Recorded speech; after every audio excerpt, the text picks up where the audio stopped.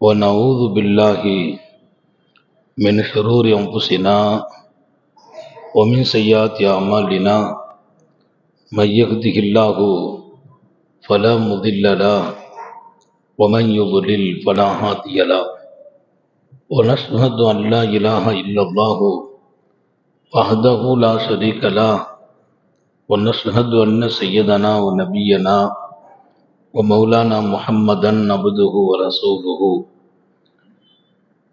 أرسله بالحق بشيرا ونذيرا وداعيا إلى الله بإذنه وسراجا منيرا صلى الله على سيدنا محمد وآله الأبرار وصحابه الأخيار وأزواجه الطيبات الطاهرات أوصيكم عباد الله وإياي أولا بتقوى الله أما بعد فأعوذ بالله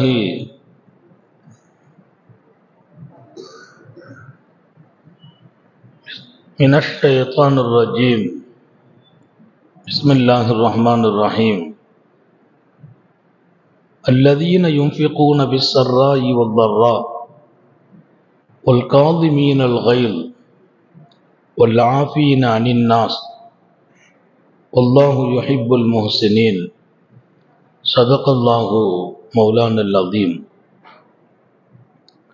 وقال نبي الله سيد البشر محمد رسول الله صلى الله عليه وسلم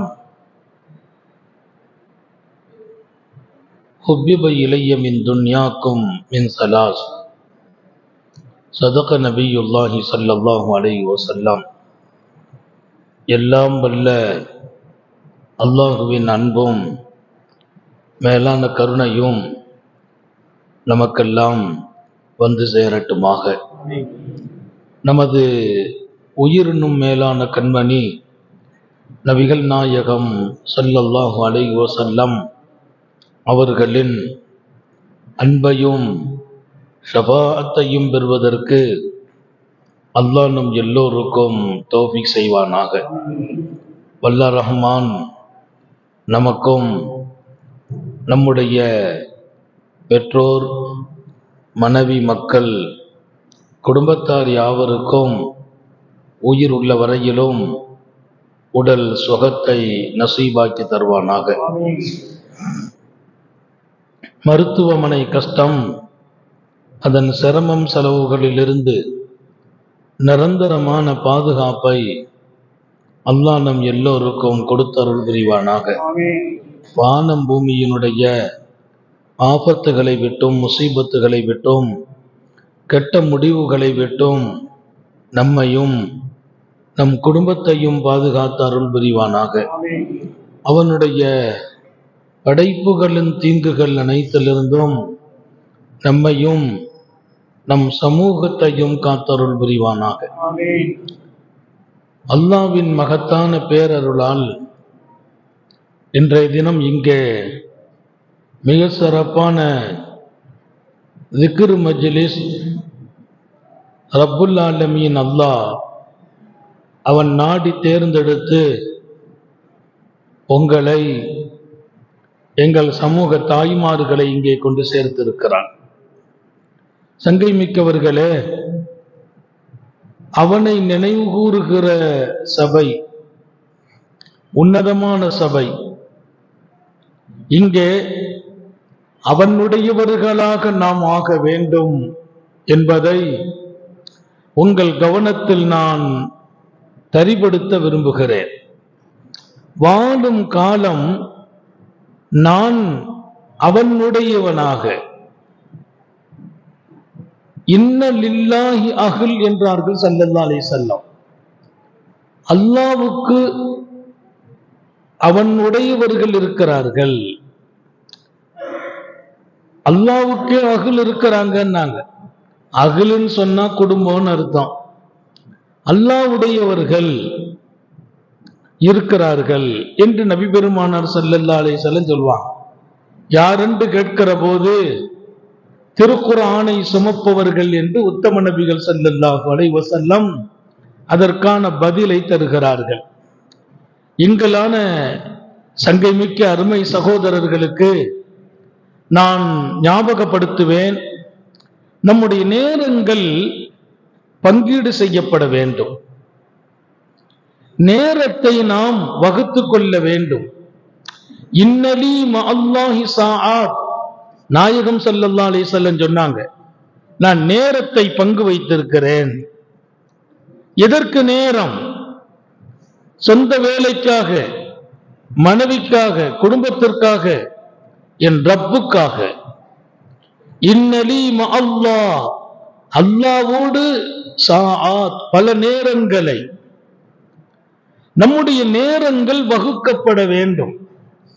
ஒரு திட்டமிட்ட வாழ்க்கை தான் நம்மை இரண்டு உலகத்திலும் வெற்றிக்குரியவர்களாக மாற்றும். காலையில் எழுந்திருக்கிறோம், ஏதோ தொழுகிறோம், தொழிலுக்கு போகிறோம், மீண்டும் வருகிறோம், சாப்பிடுகிறோம். ஒரு இலக்கில்லாத வாழ்க்கையாக, திட்டமிடுதல் இல்லாத வாழ்க்கையாக. நான் ரப்புக்காக எவ்வளவு நேரம் கொடுத்தேன், என் குடும்பத்திற்கு நேரம் கொடுக்கணும்னு அல்லாஹ்வும் ரசூலும் சொல்கிறார்கள். உன் குடும்பத்துக்கு நேரம் கொடு, உழைப்புக்கு நேரம் கொடு என்கிறார்கள். யார் சிறந்தவர்? உழைப்பாளி சிறந்தவர் என்கிறார்கள் நபிகள் நாயகம் ஸல்லல்லாஹு அலைஹி வஸல்லம். தலபுல் ஹலாலி ஃபரீலத்துன் பஅதல் ஃபரீலா, ஹலாலான வருமானம் இன்னொருத்தட்ட போய் நம்ம தேவையை போய் சொல்லாமல் வாழ்வதற்கு, நம்முடைய பிள்ளைகள் கண்ணியமாக வாழ்வதற்கு ஹலாலான வருமானத்தை தேடுவதும் ஃபரது என்றார்கள் ஸல்லல்லாஹு அலைஹி வஸல்லம். அப்படியானால் நான் உழைப்புக்கும் நேரம் கொடுக்க வேண்டும் என்கிறார்கள். அதை நம்ம கரெக்டா எடுத்துக்கொண்டோம். உழைப்புக்கு நேரம் கொடுப்பதில் பெரும்பாலானவர்கள் மிஸ் ஆகிறது இல்லை. குடும்பத்திற்கு நேரம் கொடுங்கள், அது நிறைய பேர்கிட்ட கொஞ்சம் குறைந்து போனது. வீட்டுக்கு வந்தால் கூட குடும்பத்தோடு நேரம் கொடுப்பதில்லை. மனைவியை உட்கார்ந்து பேசுகிற நடைமுறை குறைந்திருக்கிறது. பிள்ளைகளோடு உறவாடுகிற பழக்கம் குறைந்திருக்கிறது. ஏன் வீட்டில் நேரம் கொடுக்க வேண்டும்? மனைவியோடு உரையாடுவது, பிள்ளைகளோடு உரையாடுவது, அவர்களுடைய சூழ்நிலைகளை அறிவது, அவர்களுக்குள் என்ன தேட்டம் இருக்கிறது என்று விளங்கணும். அவங்க எதை விரும்புகிறார்கள்? அவர்களின் பேச்சில் அல்லாஹ் ரசூல் வெளிப்படுகிறார்களா? மனைவிட்ட பேசும்போது தெரியும். அல்லாஹ்வுடைய தொடர்பில் மனைவி பேசுகிறார்களா? ரசூலின் சிந்தனை இருக்கிறதா? என் பிள்ளைகளோடு நேரம் கொடுத்தால், பிள்ளைகள் பேசுகிற போது, உறவாடுகிற போது அவர்களுக்குள் மார்க்கம் எவ்வளவு இருக்கிறது? அல்லாஹ்வின் நேசம் இருக்கிறதா? நம்பிக்கை இருக்கிறதா? ரசூலின் தொடர்பு இருக்கிறதா? அப்ப வீட்டுக்கு நேரம் கொடுக்கும் போது மனைவி மக்களுக்குள்ளால் இருக்கிற மார்க்கமும் தீனும், இன்னொரு பக்கம் அல்லாஹ் ரசூலின் தொடர்பும் குறைந்தால் சரி செய்யலாம், இல்லை என்றால் கொடுக்கலாம். ஞாபகம் வையுங்கள், ஒரு மகத்தான வாழ்க்கை, அல்லாஹுவோடு நான் வாழ்கிற வாழ்க்கை. நான் ஏற்கனவே துவக்கினேன், அவனுடையவர்களாக வாழ்வது எப்படி? நான் என் நண்பர்களுக்கு சொந்தக்காரன், மனைவிக்கு சொந்தக்காரன், வீட்டுக்கு சொந்தக்காரன் என்பதை தாண்டி நான் அல்லாஹ்வுக்கு சொந்தக்காரன். அவனுடையவனாக நான் வாழ்வதற்கு நேரம் திட்டமிடுதல், என்னுடைய வாழ்க்கையின் பலமான எதிர்காலத்திற்காக, தொழிலுக்காக நேரத்தை ஒதுக்குவது, மனைவி மக்களை சீராக்குவதற்கு நேரம் கொடுப்பது, என் சுய காரியங்களை சரி செய்வதற்கு நேரம், என் ரப்போடு நேரம். அல்லாஹ்வோடு நேரம் கொடுப்பது குறைந்திருக்கிறது. பள்ளிவாசல்ல 10 நிமிஷத்துக்கு மேல தாக்கு பிடிக்கிறது இல்லை, இருக்க முடிகிறது இல்லை, இருக்கிறதுக்கு மனசு வர்றது இல்லை. ராத்திரி தஸ்பீஹாத்துகளிலே நேரம் கொடுக்க போனால் உறக்கம் வருகிறது. நிறைய நேரத்தில் குர்ஆன் எடுத்தாதான் தூக்கம் வருது, ذிக்ர ஆரம்பிச்சா தூக்கம் வருது, சடை வருகிறது. ஞாபகம் வையுங்கள், இன்னலி மஅல்லாஹி ஸாஆத், எனக்கு அல்லாஹ்வோடு நேரம் கொடுத்திருக்கிறேன் என்று சொன்ன எம்பெருமான் சாஅத் என்ற ஒத்தை வார்த்தையை சொல்லவில்லை, ஒருமை பதத்தை சொல்லவில்லை. சாஅத் பல மணி நேரம் அல்லாஹ்வோடு கொடுத்தேன். பல மணி நேரம் நான் ரப்போடு கொடுக்க வேண்டும். பிள்ளைகளோடு பெற்றோர்கள் நேரம் கொடுக்கணும். அதில் அழகான வளர்ப்புகள் ஏற்படும். ஒழுக்கம் சார்ந்த நிலை, இறை நெருக்கம் சார்ந்த நிலை. இன்றைக்கு நம்முடைய வாழ்க்கை திட்டமிடாத வாழ்க்கையாக, தயார் நிலை இல்லாத வாழ்க்கையாக, அல்லாஹ்வுக்கும் நமக்கும் ஒரு பெரிய நெருக்கம் இல்லாத வாழ்க்கையாக போகிறது. ஒரு சின்ன கஷ்டம் வந்தால் பதறி போகிறோம், உடைந்து போகிறோம், வேறு வழியே இல்லை என்ற நிலைக்கு வருகிறோம். கூட இருக்கிறதுக்கு யாரும் இல்ல, அண்ணன் தம்பி இல்ல, அக்கா தங்கை இல்ல, மனைவி பாவம் பலகீனமானவங்க, பிள்ளைங்க சின்ன பிள்ளைங்க, நமக்கு யார் ஆதரவு என்று எண்ணும் நிலை. அதனாலதான் நான் சொல்கிறேன், அல்லாஹ்வோடு நேரம் கொடுத்து பழகுங்கள். எந்த சூழலிலும் நான் தனியானவன் என்ற எண்ணமே வராது. நான் தனியானவன் அல்ல. நான் விரக்தி அடைவது நமக்கு யார் இருக்கிறார்கள் என்று நிறைய பேர் கேட்கிறாங்க. அது தப்பான கேள்வி. எனக்கு குடும்பம் இல்லை, தாய் இல்லை, தந்தை இல்லை, ஆதரவுக்கு யாரும் இல்லை. ஏன்? நான் தனிநபர் என்றால் வெறுமை ஏற்படும். வெறுமை, வழியே இல்லைங்கிற அந்த நிலை என்னை ரொம்ப பாதிக்கும். இல்லை, நான் தனியானவன் அல்ல, வெறுமை அல்ல, ஆதரவு எனக்கு கொடுப்பதற்கு யாருமே இல்லை என்பது தப்பானது. எனக்கு ஆதரவாக என் ரப்பு இருக்கிறான், நான் அவனை சார்ந்தவன் என்பதை உங்களுக்கு உறுதியாக்க முடியும். எப்போது? நீங்கள் அவனோடு நேரம் கொடுத்து வாழ ஆரம்பிப்பீர்களேயானால், திட்டமிட்ட வாழ்க்கையை கொண்டு வருவீர்களேயானால் நம்பிக்கை பிறக்கும். நான் தனியானவன் அல்ல. திடீர்னு ஒரு நெஞ்சு வலி வருது, திடீர்னு ஒரு கால் வலி வருது, எழுந்திருச்சா நடக்க முடியல, பயம் வரும். பயம் வராது. ஏன் வருது பயம்? ஏன் வருகிறது? என்னோடு அவன் இருக்கிறான். மையத்துன்னு ஒண்ணு இருக்குது. அல்லாஹ்வோடு 4 நிலை, இங்க நேரம் இல்லை. 4 நிலையில ஒண்ணு மையத். அவனுடன், அவன் நம்முடன், அவனுடன் நாம், நம்முடன் அவன். அவனுடன் நாம் ஆகுவது போது அவன் நம்மோடு ஆகிறான். மன் கான லில்லாஹ் கான அல்லாஹு மஅஹு. அல்லாஹ்வோடு யார் வருகிறார்களோ அல்லாஹ் அவர்களோடு வருவான். அல்லாஹ்வோடு யார் இருப்பார்களோ அல்லாஹ் அவர்களோடு இருப்பான். நம்ம அவன் கூட இருக்கிறது, அவன் உடையவர்களாக மாறுவது. குர்ஆனோடு அழகிய தொடர்பு இருக்குமா? நீங்கள் அல்லாஹ்வுடையவர்கள். மகாகவி ஃபரஸ்தக் அவருடைய தந்தை அவரை அழைத்து வருகிறார். மகாகவி ஃபரஸ்தக் இஸ்லாமிய உலகில் அவர் கவி, அத்தனை ஆளுமைக்கு உரிய கவி. லௌலா ஷிஅருஹு லذهب அக்பாரு الناس. அரபியிலே குறிப்பிடுவார்கள், அவர் கவி இல்லை என்றால் மனிதர்களின் பல பேர்களுடைய வரலாறே தெரியாமல் போயிருக்கும்.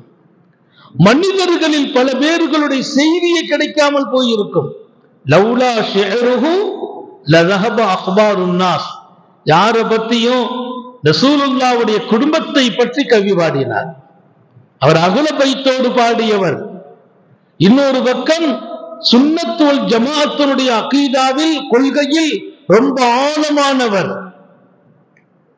பெருமானாரோடு பேரின்ப காதலர்.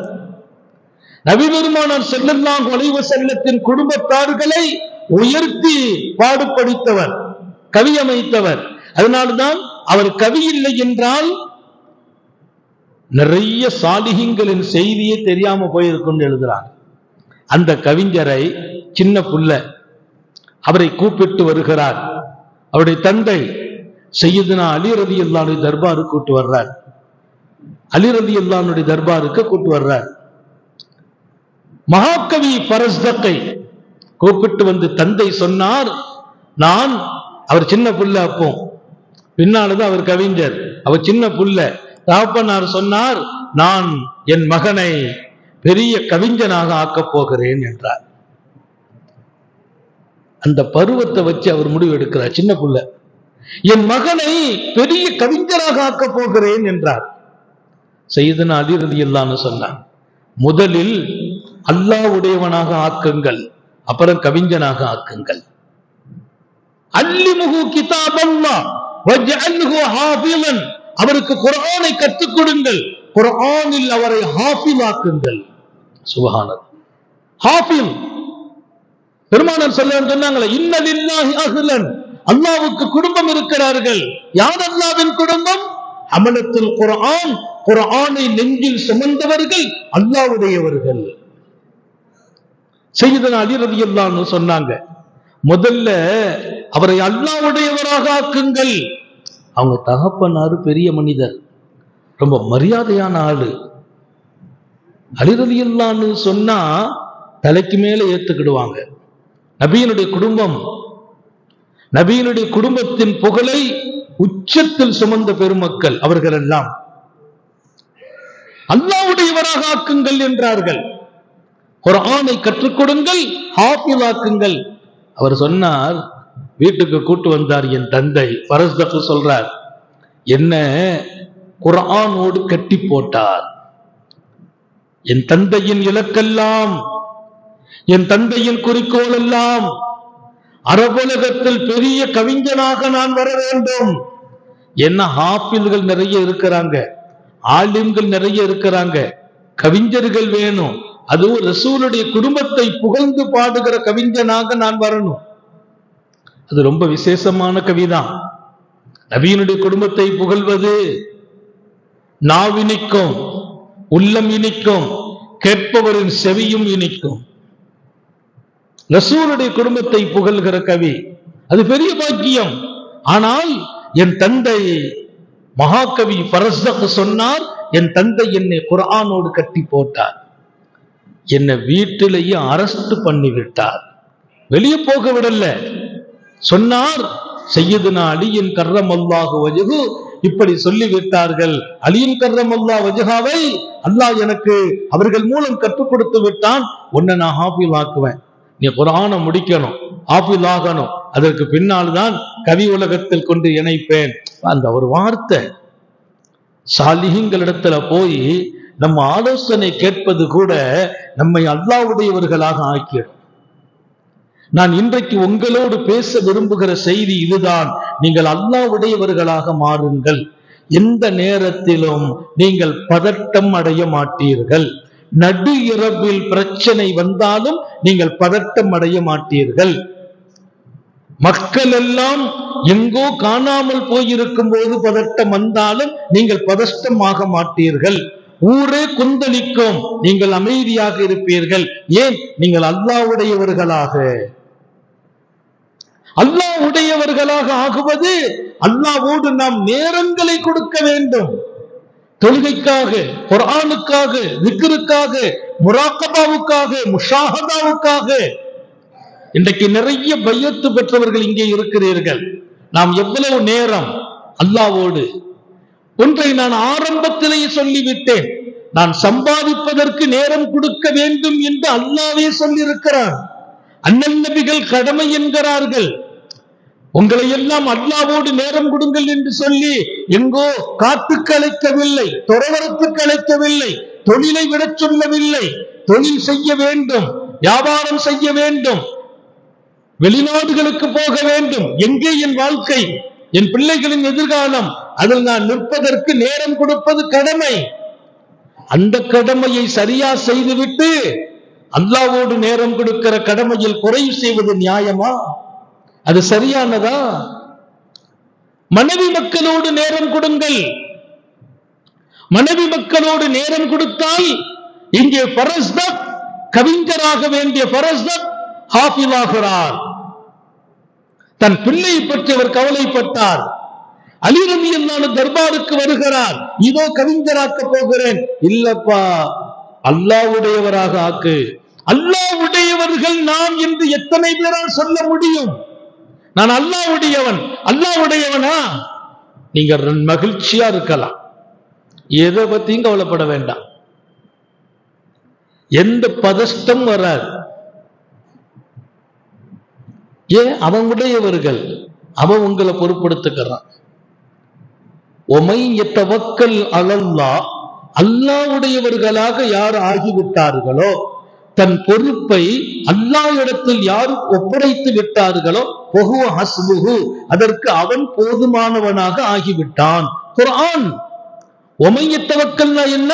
என் பொறுப்பை கொண்டு போய் அல்லாஹ்ட்ட ஒப்படைச்சிடுறது. ரப்பே, என்ன நீ கவனிச்சுக்கா, நான் உன் சிந்தனையில் இருக்கிறேன், உன் விவாதத்தில் இருக்கிறேன், உன் திக்ரில் இருக்கிறேன், என்ன உன்கிட்ட கொடுத்துட்டேன்.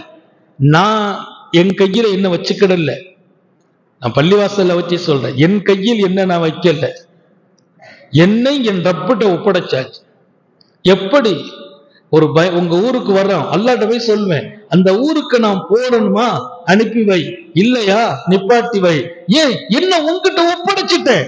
அதான் அல்லாஹ்வுடையவர்கள். இன்னும் பல பேர் தன்னை கொண்டு போய் அல்லாஹ்ட்ட ஒப்படைக்கல, தன்னை தானே தங்க கட்டி மாதிரி சுமந்து வச்சிருக்கிறாங்க. என்ன செய்ய முடியும்? ஒன்னால் ஒன்னை என்ன செய்ய முடியும்? அல்லாஹும்ம லா தக்கில்னி இலா நஃப்ஸி தரஃபத ஐன். யா அல்லாஹ், என்னை என்னிடத்தில் ஒரு கண் பார்வை சிமிட்டும் நேரம் கூட எங்கிட்ட கொடுத்துறாதே அல்லாஹ்னு கேட்டாங்க ஸல்லல்லாஹு அலைஹி வஸல்லம். எங்கிட்ட என்ன கொடுத்துறாத, என்ன உங்கிட்ட கொடுத்துட்டேன், நீ பார்த்து இல்லப்பா, நீ ஒன்ன நீ பார்த்துக்க அப்படின்னு சொல்லாத, என்ன என்னால பார்க்க முடியாது. பெருமானார் கேட்ட துவா, லா தக்கில்னி, என்னை என்னிடத்தில் ஒப்படைக்காதே அல்லாஹ். இப்ப நாம எல்லா பொறுப்பையும் வாங்கி வச்சுக்கிறோம்.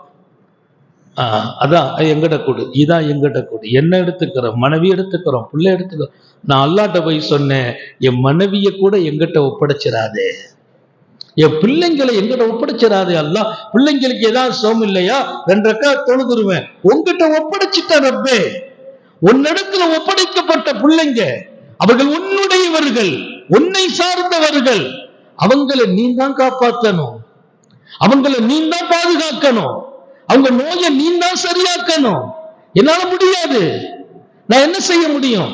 இந்த டாக்டர்கிட்ட போவேன் சரியில்லை, அந்த டாக்டர்கிட்ட போவேன் சரியில்லை, அந்த டாக்டர்கிட்ட போவேன் சரியில்லை, சித்தாவுக்கு போவேன் அதுவும் சரியில்லை, அப்புறம் எங்க போவேன் யூனானி அது இது, கடைசியில வீட்டுல ஏதாவது கஷாயம் போட்டு கொடுப்பேன், எதுவுமே சரியாகாது. எனக்கு தெரியாது, உங்ககிட்ட ஒப்படைத்து விட்டேன், எங்க போகணும்னு நீ வழிகாட்டு ரஹ்மானே. வெறும் பயான் கேட்டு போறது இல்ல, நான் யார், என் பொறுப்பையும் கூட நான் சுமக்க தகுதி இல்லாத ஆளு, என் பொறுப்பை நான் சுமக்க முடியாது. அதனால்தான் அல்லாஹ்வோடு நேரம் கொடுங்கள். அல்லாஹ் இந்த மாதிரியான நிலைகளை ஏற்படுத்துவான்.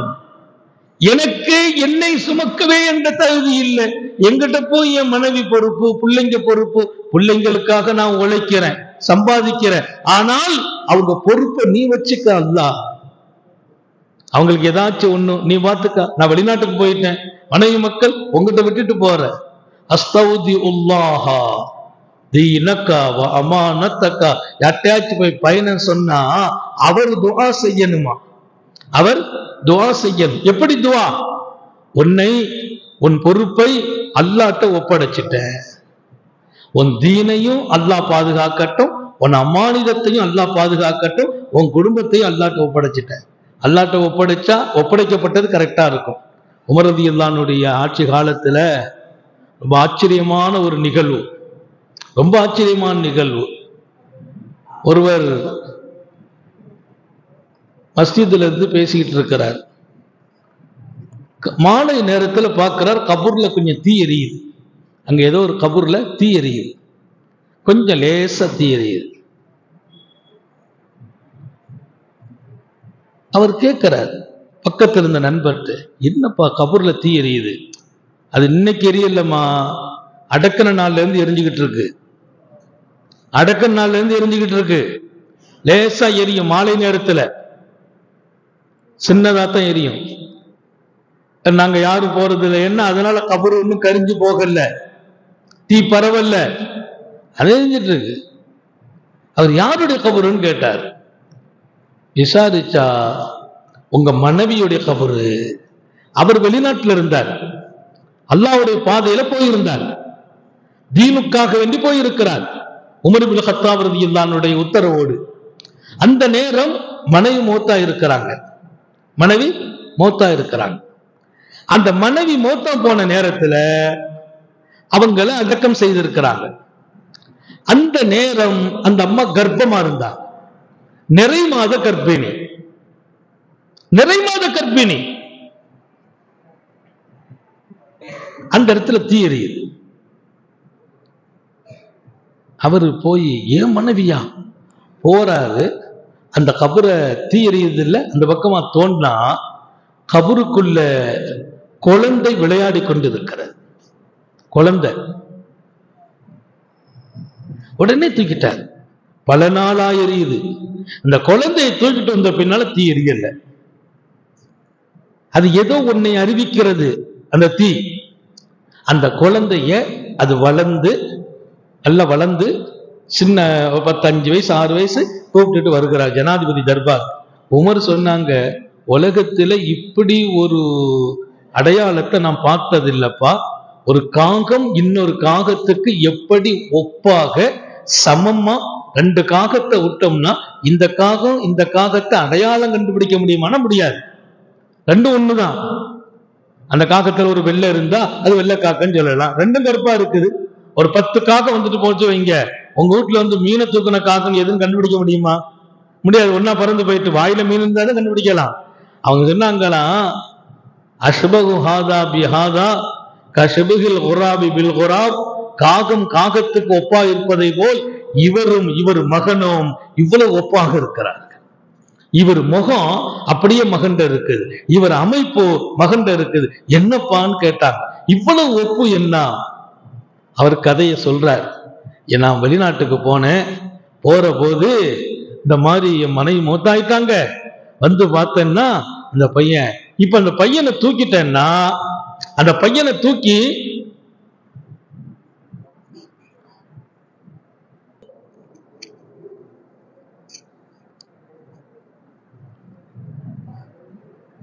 உமர் இப்னு கத்தாப் ரலியல்லாஹு அன்ஹு சொன்னாங்க, இந்த மாதிரி ஒரு தந்தையும் மகனையும் நான் பார்த்ததில்லை.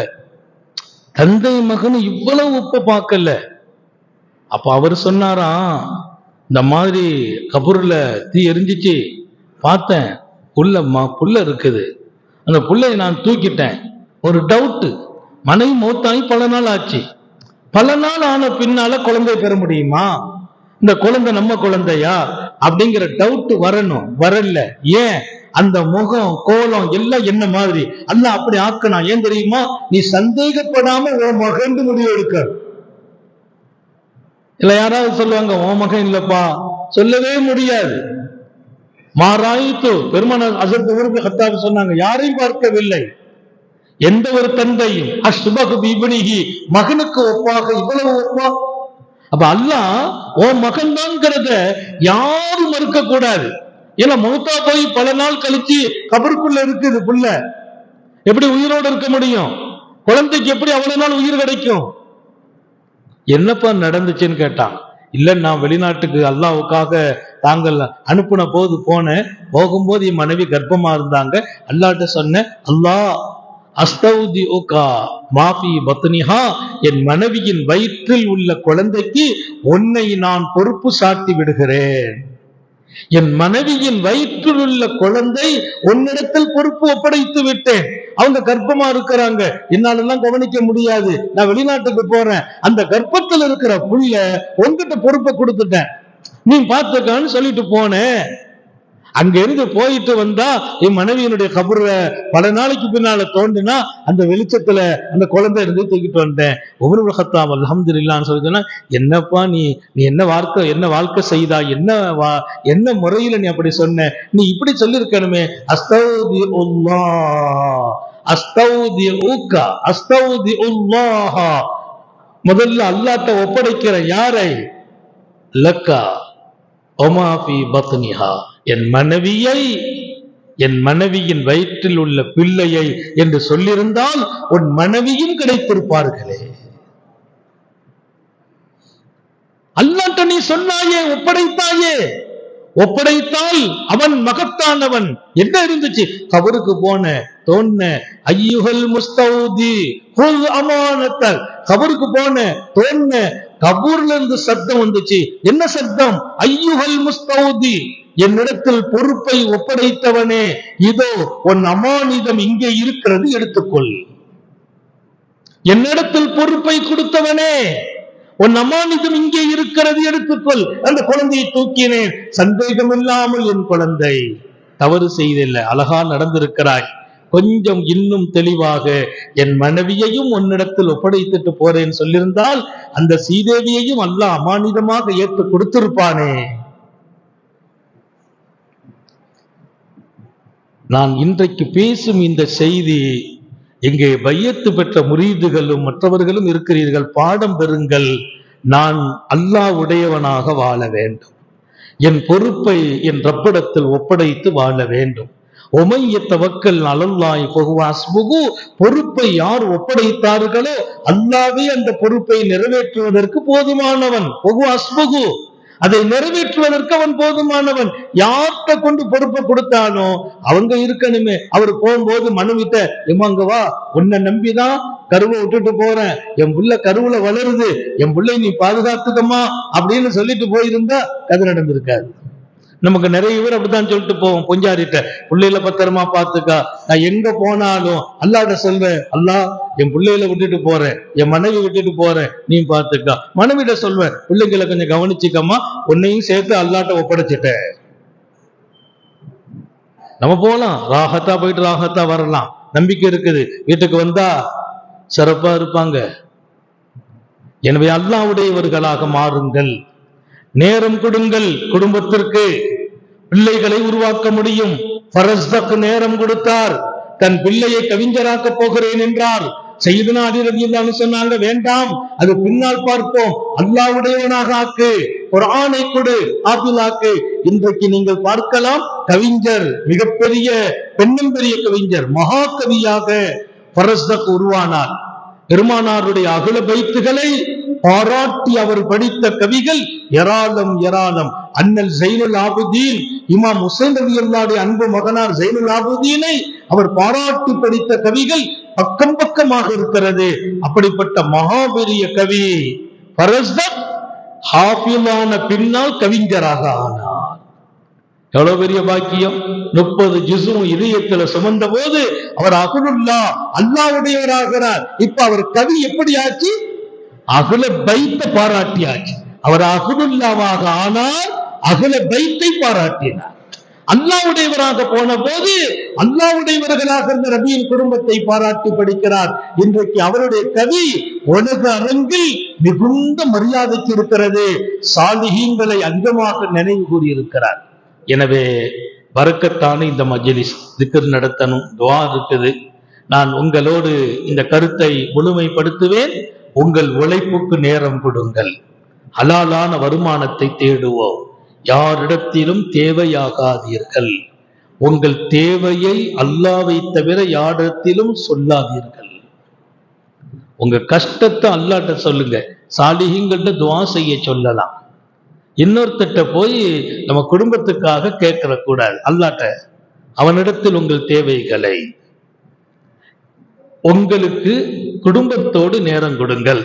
அந்த நேரம் மனைவி மக்கள்கிட்ட மார்க்கம் இருக்குதா, அல்லாஹ்வோடு இப்படி இருக்கிறாங்க, ரசூலோடு இப்படி இருக்கிறாங்க, நம்ம மனைவி பேச்சில அல்லாஹ்வுடைய சிந்தனை இருக்குதா, நம்முடைய பிள்ளைங்களுடைய பேச்சில அல்லாஹ்வுடைய நினைவு இருக்குதா என்று நாம் பெற முடியும், சரியாக்க முடியும். அவர்களை அல்லாஹ்வுடையவர்களாக ஆக்கி விடுவோம். குர்ஆனுடையவங்களை ஆக்குங்கள், அல்லாஹ்ட்ட கேட்க கற்றுக் கொடுங்கள், பிரச்சனை அல்லாஹ்ட்ட சொல்ல கற்றுக் கொடுங்கள்.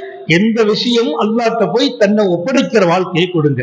மூன்றாவது, இதான் முதல்ல, நான் அதை மூணாவதா சொல்றேன், அல்லாஹ்வுடையவங்களா நீங்க ஆயிடுங்க, அவனோடு நேரம் கொடுங்கள். தொழுகையில் இருந்தால் தொழுகையிலேயே இருங்கள், தொழுகையில் இருந்தால் தொழுகையில் இருங்கள், வியாபாரத்தில் இருந்தால் வியாபாரத்தில் இருக்கிறேன், மனைவியோடு இருந்தால் மனைவியோடு இருக்கிறேன், தொழுகையில் இருந்தால் அல்லாஹ்வோடு இருங்கள், தொழுகையில் இருங்கள், தொழுகையில் இருக்கிறேன், மனமெல்லாம் எங்கோ இருக்கிறது.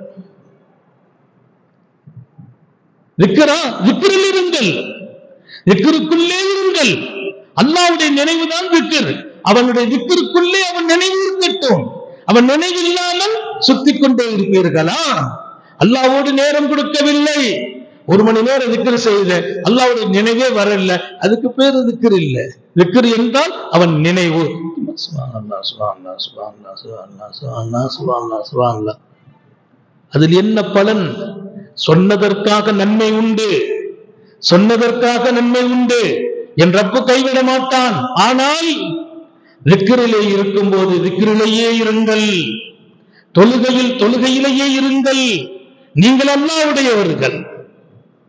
தாய்மார்களுக்கும் சொல்லுகிறேன், உங்கள் பிள்ளைகளை அல்லாஹ்வுடையவர்களாக, உங்கள் பொறுப்பை அல்லாஹ்ட்ட சொல்லுங்கள். என் கணவர் வெளிநாட்டுல இருக்கிறார், என்னால ஒண்ணும் பண்ண முடியாது, என்ன உங்ககிட்ட ஒப்படைச்சிட்டேன், என்னுடைய நலவு தீங்கு கஷ்டம் எல்லாம் நீ பார்த்துக்கா அப்படின்னு சொல்லுங்க. அல்லாஹ் உங்களை ரம்யமா வழி நடத்துவான், அழகா வழி நடத்துவான். மிட் நைட்ல ஏதாச்சும் கஷ்டம் வந்துச்சா கவலையே பட மாட்டீங்க. அவன் இருக்கிறான், அவன் ஒப்படைச்சிருக்கான், அவனா கைவிட போனா. என் கணவர் நல்ல புரட்டை விட்டு தூங்கிட்டு இருப்பார், என் புள்ள கரட்டையில தூங்குவார். இந்த பொண்ணு உட்கார்ந்து அழ மாட்டாங்க. ஏன்? அவங்க எல்லாம் தூக்குறாங்க. நான் தாக்குது சினத்து ஓலானோம், உனக்கு பெருந்தூக்கம் இல்ல சிறு தூக்கம் இல்ல, நீ பார்த்துக்கிட்டு தான் இருக்கிறதப்ப கொஞ்சம் கஷ்டமா இருக்குது, என்ன செய்யணும் முடிவு செய். அல்லாஹ் அந்த முடிவு எடுப்பார், கஷ்டத்தை நீக்குவான், நீக்கிறதுக்கு வழி சொல்வான். பதட்டம் வராது. இந்த வாழ்க்கையை இன்ஷா அல்லாஹ் நாம் வாழ்வோம். அல்லாஹ் தௌஃபீக் செய்வானா. அவனோடு வாருங்கள், அவனுடையவர்களாக ஆகுங்கள். அவனுடையவர்களாக நீங்கள் ஆனால் அவனே உங்களுக்கு பொறுப்புகளை நிறைவேற்றுவதற்கு போதுமானவன். இதுதான் ஆசைப்படும் வாழ்க்கை, இதுதான் அர்த்தமுள்ள வாழ்க்கை, இதுதான் நிம்மதி தரும் வாழ்க்கை, இதுதான் என் வெற்றியை தீர்மானிக்கிற வாழ்க்கை, இதுதான் என் ரப்பை சந்தோஷப்படுத்துகிற வாழ்க்கை, இதுதான் என் பிள்ளைகள், என் மனைவி, அவர்களின் எதிர்காலத்தை அழகாக்கும் வாழ்க்கை. அல்லாஹ் எல்லாருக்கும் தௌஃபீக் செய்வானா, சோதனைகள் இருந்து பாதுகாப்பானா, கஷ்டங்களில் இருந்து பாதுகாப்பானாக, விடும் மூச்சும் எழும் பேச்சும் அவன் சிந்தனையாக்குவானாக, ஓடும் ரத்தம் அவன் அன்பு கலந்து ஓடச் செய்வானாக. நீண்ட நெடிய நாட்கள் நோய் நொடிகள் இல்லாமல் உடல் ஆரோக்கியத்தோடு மனநிறைவோடு இன்பத்தோடு அல்லாஹுவை நின்று வணங்கி வழிபட்டு வாழும் நசீபையும் பாக்கியத்தையும் எல்லாம் அல்ல அல்லாஹ் உங்களுக்கும் எனக்கும், நம்மை ஈன்றெடுத்த தாய் தந்தையர்களுக்கும், நமது மனைவி மக்கள் உற்றார் உறவினர் யாவருக்கும் கொடுத்தருள் புரிவானாக. நமது உயிரினும் மேலான கண்மணி ஆத்தமுன் நபியின் சர்க்காரை ஆலம் சுந்தர நபிகள் ஸல்லல்லாஹு அலைஹி வஸல்லம் அவர்களை கனவிலும் நனவிலும் கண்டுகளிக்கும் பெரும் பாக்கியத்தை அல்லாஹ் நம் எல்லோருக்கும் கொடுத்தருள் புரிவானாக என்ற நல்ல துஆக்களோடு உங்கள் எல்லோருடைய துஆவை ஆதரவைத்து என் வார்த்தைகளை நிறைவுபடுத்துகிறேன். சங்கை மிக்க ஹசரத் உட்பட பள்ளியின் இமாம், அருமையான உலமாக்கள் அப்துல்லா மௌலவி, நம்முடைய சித்திக் பைசி, இன்னும் நிறைய ஆலிம்கள், இங்கே எல்லாருடைய பேரையும் சொல்றது பரக்கத். என்னுடைய ஹலீஃபா சித்திக் சைனி ஹசரத்துக்கு கம்பத்திலிருந்து வந்திருக்கிறாங்க. இப்படி உலமாக்கள் நிறைந்த ஒரு சபை. அல்லாஹ் அந்த பரக்கத்தை கொண்டும் நம்ம வாழ்க்கையை ஒளிமயமாக்கி வைப்பானா. அஸ்ஸலாமு அலைக்கும் வரஹ்மத்துல்லாஹி வபரகாத்துஹு.